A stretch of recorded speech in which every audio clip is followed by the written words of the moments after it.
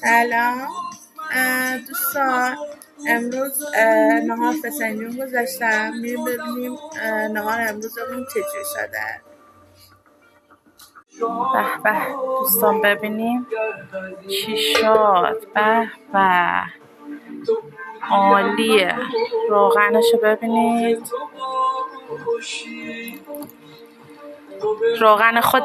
روغن خود گردوی دوستای گلم. ما تو شمال اصلا روغن اضافه نمی کنیم. رب انارمونم ترشه. از